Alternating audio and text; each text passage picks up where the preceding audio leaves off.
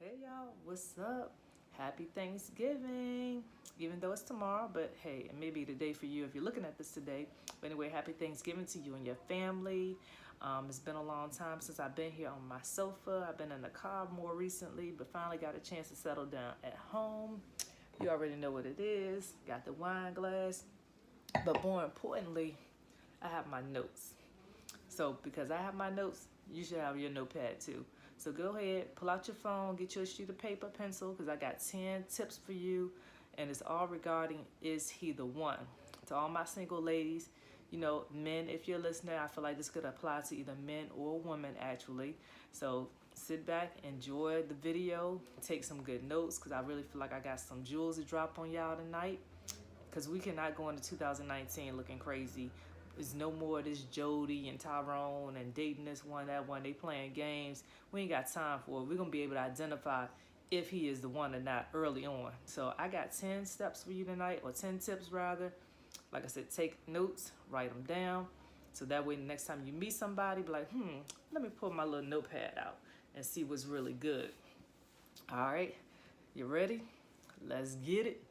Tip number one, is he single? That's important. Not just is he single, but like, is he single? Like, is he available? No attachments. No, well, I'm married, but I'm not happy. Or I'm married, but we just together for the children. Or yeah, you know, I got a baby mama. I stay with her on the weekends for the kids. No. Is he single and available for you? Because rule number one, if he got somebody, he's not the one for you. You cannot have somebody that's attached to somebody else. All right? Rule number one, is he single and available? All right? Rule number two, are there any red flags? A lot of us ladies miss the red flags early on, I feel. I feel like it's things that's right in front of our face, but because we like somebody, whether we like the way they look or what they drive or whatever the case may be, we feeling somebody. So we tend to dismiss the red flags early on. And that's a mistake, ladies. Stop dismissing the red flags. God gives us the woman's intuition. He gives us that for a reason. So if you feeling like something ain't right, then it probably isn't. Like, some things are obvious. Okay, phone always on vibrate. Phone always face down. You know, he can't talk to people in front of you. Like, every time the phone ring, he in the other room. You know, he basically saying that, you know, he one place and he at another place. You know, he supposed to be coming to see you and he out at the club. Like, I mean, some signs are very, very blatant and in your face, but we tend to like just brush them under the rug, like, oh, you know, it's it's nothing, like, it's no big deal. But those little signs can lead to big things in the future. So I would say if you see any red signs early on, and even sometimes when your friend and family meet people, I know, we don't like to always listen to friends and family because, you know, they judgmental, you know, their situation ain't your situation and all that. But sometimes your friends and family, they got your best interest at heart. I mean, I would hope a lot of times. So if some of your friends are telling you like, girl, I don't know, something just seem a little off about him. Like, especially if you believe this person is your friend and they don't have any malicious intent, you should believe them. Like, you should be like, you know what, maybe you're right. Because sometimes we be so deep into the situation, it's hard for us to see stuff, but other people see it. So if your friends or family pointing out red flags, I mean, I would pay attention to those, you know, take note. All right, so that's rule number two, or tip number two, look for red flags early on. All right, tip three, does he want a committed relationship? Now, I know that sounds simple, but it's not, you know, because sometimes you'll meet a guy. You know, I had this situation, dating a guy, he told me up front. Ooh, my lips kind of popping. Sorry. But anyhow, yeah, he told me up front, not looking for nothing serious, just looking for, you know, a friendship, just looking to kick it, whatever. But in my mind, I heard something different. You don't want a relationship because that's because you ain't met me yet. You never met Toya. Once you start dating me, you're going to want a relationship. And I think a lot of us females feel that way. We think that way. Like, yeah, I hear what you're saying, but I'm so dope, which you are, that you're going to want different, which they don't. So I feel like you have to take a guy at his word. If he say that he ain't looking for a relationship, then he's not looking for a relationship. So if you meet somebody and they tell you out the gate they not ready to settle down, not looking for a commitment, that's your time to check the deuces. Like, all right, cool. If you are looking for something different. Now, if you're just looking for somebody to kick it with, first of all, you probably wouldn't be watching this video. But second of all, if that's all you want, is somebody to just sleep with or somebody to go to the movies with, you're not really looking to kick it with them and chill with them, settle down, then all right, cool. It is what it is. But if you're looking for something serious, you want to date somebody that's also looking for something serious. You want to look for somebody that's at a place in their life that they're ready to settle down. They're ready to be in a committed relationship with you. All right. So number 3,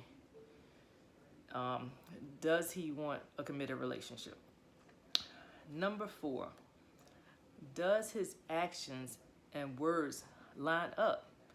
Like, there's no guesswork, y'all. Like, if he say he go be over your house around 7 o'clock, 6:59, he pulling up in the driveway or in front of the apartment or whatever it is. He does what he says he's going to do. Like, it's never a situation where you're trying to figure out, oh, I mean, he said we going to the movies tonight, but are we going to the movies? Like, you shouldn't be feeling that or thinking that when you dating somebody. Like, when somebody's serious about you, they show you that they're serious about you. So if he say he gonna do something, he's gonna do it. He's gonna follow through because the relationship he's building with you is important. So he know he's building trust. He know he's building rapport with you. He's knowing that he's laying that foundation. So if it's important for him to maintain that relationship and to build that relationship, his word and his actions gonna line up. If you got somebody in your ear, oh yeah, I love you, I wanna be with you, but you in your room crying because you just found out he talking to another girl or because he done lied to you, you know, that ain't the one, boo. Like, no, your words and your actions need to match. If you say you love me, I should feel love. If you say you want to spend time with me, okay, every other weekend or every weekend you shouldn't be with your boys at the club or whatever. We should be spending time together, all right? So what number was that? 4. Does his actions and his words line up? All right. Number 5 is does he accept you? Don't, like, he's not trying to change you. Does he accept you how you are, flaws and all? So meaning, like, he's not trying to mold you into somebody else. Like, oh, well, my ex, she used to do this, do that, so now you gotta start doing this and that. No. Like, you accept me for who I am right now, flaws and all, like 100%. You don't want someone that's trying to make you to be into somebody else, because you're never being yourself. You're always being your representative around them. You want to be able to be your best and worst self around this person. So always be true to you and don't change for somebody, because as soon as you change for them, they be off with the next person, you know what I'm saying? So it's like, basically your changes are in vain. Like, oh, I did all this, you know, I started dressing like this, you know, I started cooking more, this, that, and the third, and, you know, they didn't even appreciate the changes that you were trying to make.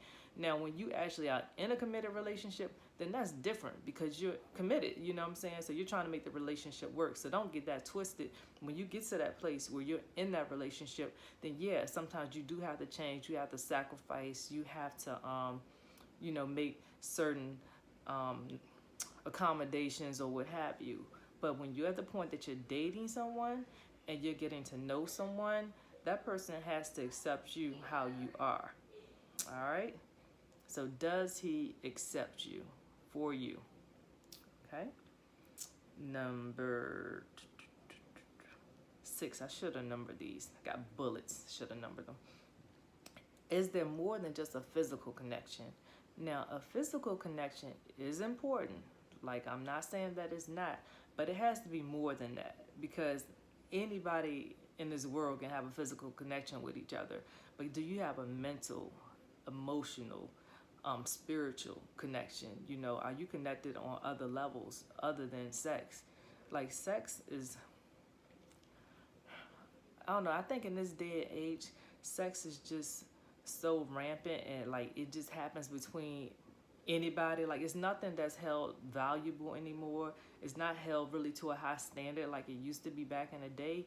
So I feel like you cannot base a relationship just built on sex, when sex is something they can have with something, with someone else. I feel like when you start getting to that intellectual and that spiritual and that mental connection, that's when you really start building the foundation of a solid relationship. Because physical, it's just too much other physicality out here that they can do with other people. So that's not enough to keep somebody. Because I know girls be like, yo, like, I sex him crazy, you know what I'm saying? Like, we have a lot of sex and he still cheated.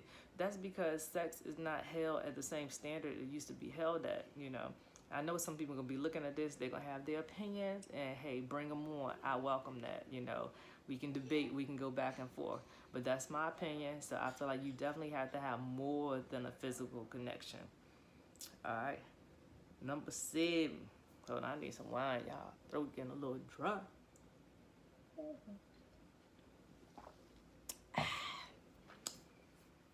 Oh, back up. Let me go to number 6 again. Also, do you have commonalities and compatibility? So this is all under the more than a physical connection. So what all do you have in common? Do y'all like doing the same things? Are y'all compatible other than in the bedroom? Do y'all get along? Do y'all like each other? You know what I mean? So that also falls under that category of more than a physical connection. You want to make sure that you all have some things in common. Now, of course, you're not going to have everything in common, but you do want to like and enjoy some of the same things, because how many times do you hear, oh boy, he down there watching football and she upstairs watching Lifetime, and it's already that separation in the relationship. That's just an example, so don't run away with that. But I'm just saying that you do want to be able to do some things together, and you want to definitely have some common ground where you guys can meet in the middle, okay? So all of that is under more than a physical connection. You want to have other things in common. You want to be compatible. You want to have, a mental, physical, spiritual connection. Excuse me. You want to have more than a physical connection. So you want to also have a spiritual, a mental, emotional connection with the person you're dating as well. Number 7, do you all share the same foundational values? Now, foundational is not really the same as spiritual. Foundational is like the core values. Do you guys both value, family?